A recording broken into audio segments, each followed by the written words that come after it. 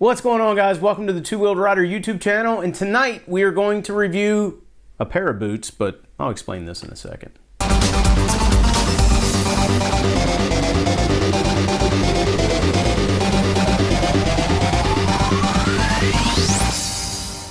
All right, so in looking at this selection of boots, one of them is definitely not like the other. Obviously, they're all a little bit different. I kind of want to walk you down through the boots that I have, and then specifically we're going to talk about the Rev It boot. So this boot over here on the right, I have had for about 15, 16 years. I don't even think it has a name. It is just an Alpine Stars waterproof touring boot made of Gore-Tex.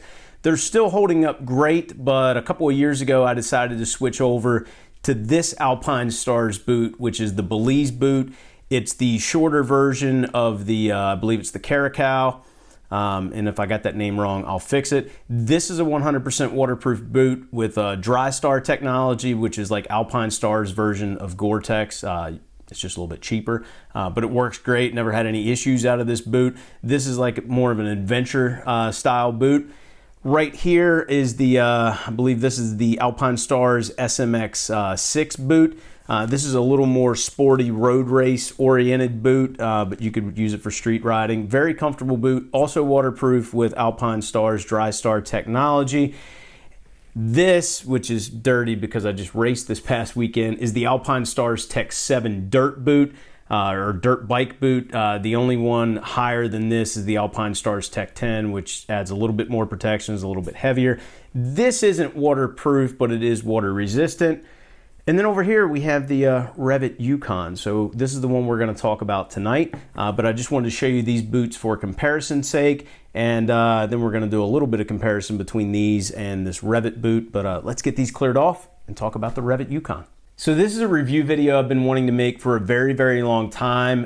Let me give you a little bit of background. I was doing a little bit of writing for a motorcycle magazine. Rev It sent these boots to the magazine. They wanted me to review them. I wrote up the review. I took all the pictures. I submitted it to the magazine. It never ran for whatever reason. It's a year and a half later. These are still my boots. I've been wearing the hell out of them, and I wanted to share it with you guys and give you my thoughts on these boots now that they've had plenty of miles put on them. So let's talk about the Rev It Yukon. Now, you saw my other riding boots, and there's some big differences between those boots and these boots. One of them is obviously the style. This looks more like a hiking boot, and I'll talk a little bit more about that in just a moment. But the other big thing is the weight of the boots. I weighed everything out on my scale just to give you some numbers. The Alpine Stars Gore-Tex boot weighed in at 2 pounds, 2.4 ounces.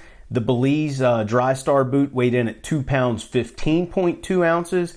The SMX 6 was pretty light. It was 2 pounds, 5 ounces. My Tech 7s are heavy as can be. They weighed in at 4 pounds, 10 ounces, maybe weighing just a little bit heavy because of the dirt on them, but still over 4 pounds, and you know, you're closing in, you're over 4.5 pounds on those boots. These boots only weigh in at 1.5 pounds, 1 pound, 8 ounces. And here's what I like about them. Sometimes you're going to hop on your bike and maybe you're going to go to a festival, or maybe you're going out to dinner, or you're going somewhere where you don't want a lot of extra attention, or you're going somewhere where you're going to be doing a lot of walking. This boot is super comfortable. You don't know how many times I've worn this boot into the office on a Friday with a pair of jeans. Sometimes I've ridden the bike in.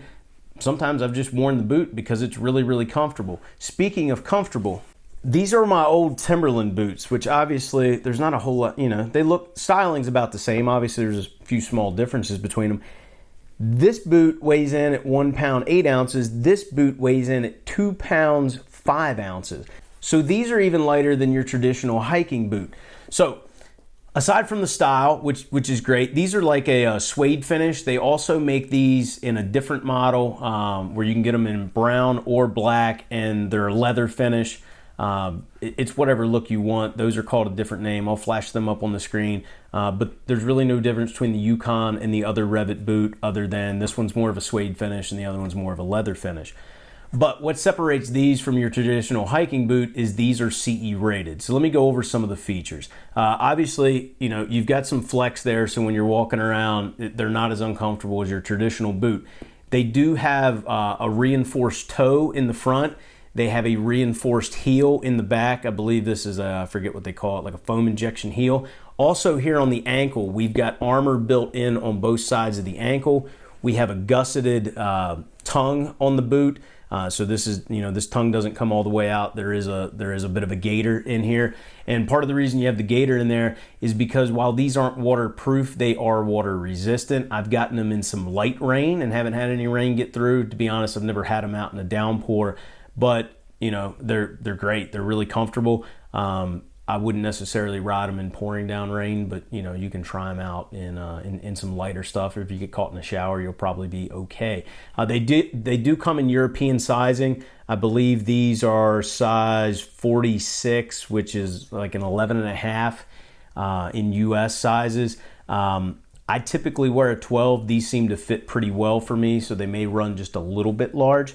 Now, the one thing, when you wear your hopefully you're not wearing sneakers on your bike, but if you're wearing a pair of work boots, I know a lot of guys will wear like steel-toed boots or hiking boots or whatever if they're going on short jaunts on their bike. You always get that, black mark on the toe of your left foot on your shifter. So what Rev It has done has provided this shifter cover or shifter strap that goes over the boot, and it's attached by an elastic band that goes underneath.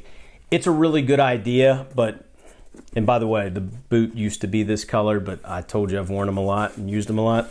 If you look at mine, you see we've got the black spot on there. And that's because while this thing will work while you're on the bike, as soon as you start walking around, it's going to pop off. So mine has just been sitting out in one of my toolboxes for probably the last, I think I tried it out for like a month. So, almost a year and a half at this point. But anyway, these boots come in at about a $250, $260 price point. If you're only going to have one boot, I would recommend going with something, these are CE1 rated. I would recommend going with more of a traditional motorcycle boot, depending on what you're doing, whether you're dirt bike riding, adventure riding, just regular touring / street riding or track riding. Get something that's a little more specific to the type of riding you're going to be doing. But if you want a great second boot, or maybe you're somebody that just commutes to and from work, you work outside, or you work in a factory, you're on your feet a lot, you want some protection, more so than what a hiking boot or a work boot would provide, I'd recommend checking these out. It's not cheap, but a good set of hiking boots, good set of steel-toed boots are going to run you $150, $200, so we're not much above that.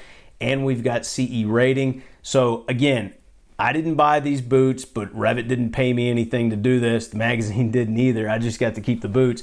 And, I get plenty of free product from companies and manufacturers, and a lot of it never makes it on the channel because I don't use it. I have worn the hell out of these. You'll see me walking around at these at races and stuff because, I might hop on a dirt bike or whatever while I'm there. These provide a little bit added protection. I've worn them to and from work on the bike. I've worn them just as like a regular boot too. So I really like these. I recommend checking them out if it's something you're interested in. So anyway, that is the Rev It Yukon. Really cool concept. Like to see some other companies. Obviously, I'm a little partial to Alpine Stars, so if they were to come out with something like that, I'd probably check it out too. But in the meantime, I'm going to stick with these Rev Its. So I hope you guys enjoyed tonight's video. If you did, please give it a big thumbs up. If you're not a subscriber, consider hitting that subscribe button, because if you like motorcycles, well, this is the place to be. If you have any questions about the Rev It Yukon, let me know down in the comment section below. I will do my best to try to answer them. If you're interested in any of the other boots that I showed you, aside from those 15-year-old Alpine Stars that they probably don't make anymore, let me know down in the comment section. If you'd like for me to do a review video on one of the other boots, I'd be more than happy to do so. They've all gotten plenty of ride time on them, with probably the exception of the road race boot. I haven't worn it a lot, but I have worn it a little bit, and might be taking it on the trip to Europe. We'll see. So, as always, I'll talk to you again soon.